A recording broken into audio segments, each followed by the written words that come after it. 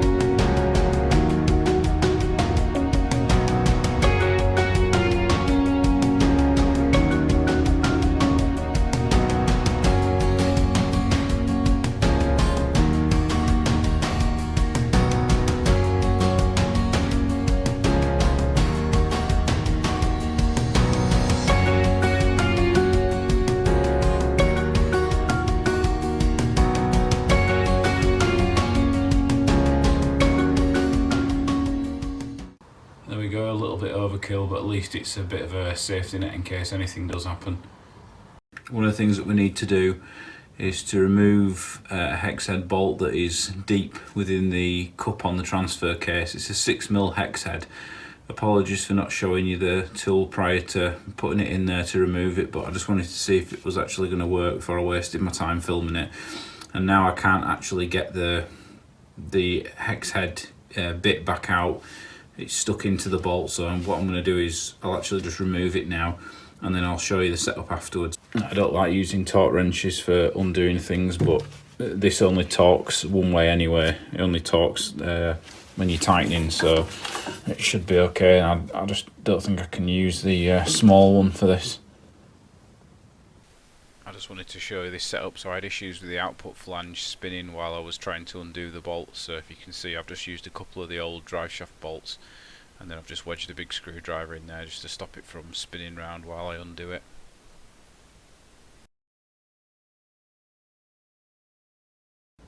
Right, that was the most nerve-wracking part of the entire job so far. So here's the bolt that you've got to remove from the output flange on the transfer box. So you can see there's not like a massive amount of thread to remove, and this is the arrangement that I had to use to remove it. So you can see how long it is. It's just a 6mm. It's a really long 6mm Allen key bit that fits into there, and then I've just put that into an 8mm socket, and then it's just a couple of 1/4" extensions into the ratchet. So one thing you definitely don't want to do is to shear this bolt off, which is what I was worried about. It's a normal thread, so just an anti-clockwise direction to undo it, and just apply like a gradual amount of torque until it comes undone.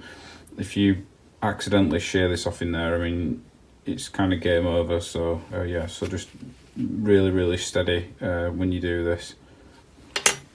Right, so something I haven't tackled yet is just removing this hydraulic line from the gearbox here. So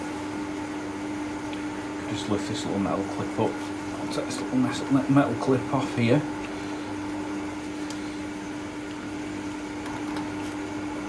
That should allow us to pull this line out.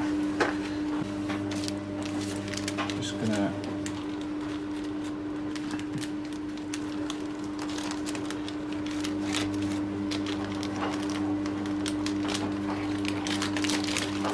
pull this bag over it as tight as I can, like this. And then tape it up. Okay, so I think we're ready at this stage. We can start to remove the bolts around the bell housing of the gearbox. So I've been thinking about how I'm going to do this, and I think what I'll actually do is we'll consider this top bolt number 1, and I'm just going to work my way around the bell housing, removing the bolts, and I'll just label them as I remove them. You're probably best just leaving one in until you're actually in a position to remove it. So once I've got it supported and everything from underneath, I'll remove this bolt last. So we'll leave that one in and we'll start here. So this will be bolt number 2, and then we'll just work our way around.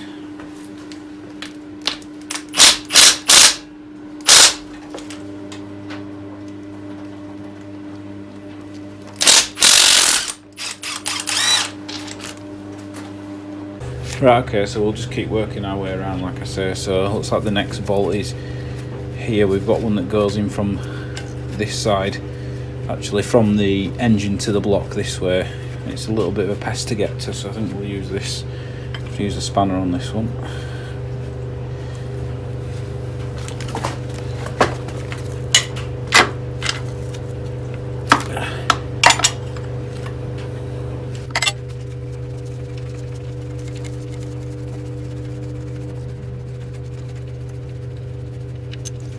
There probably is a more sensible way of doing this, but this is basically what I'm doing just to keep track of where I've removed them from. So I'm just counting round anti-clockwise from the top.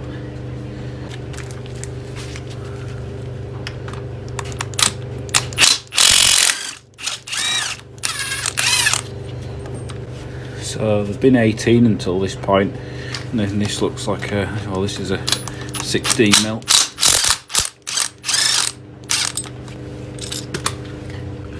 Yeah, so here's our next one working round, and this another 16mm, and it's next to this hole here which is on the left, which didn't have anything in. I'm guessing that's to mount this gearbox to a different engine.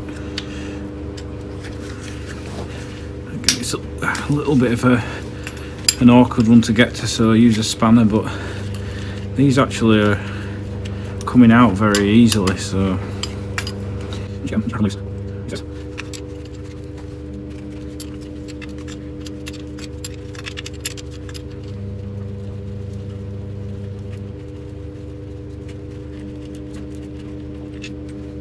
I thought I'd bring the camera in and try and show you this. So here's the last bolt that we removed, and if we follow around to here, you can see this one here that's seems to be mating it to the box as well, and that's sort of just between the transfer case there and the sump, and then the next one would have been these two that we removed from the transfer case already. So I think once that's out, we'll have a quick look from the top of the engine as well, and we shouldn't be too far off.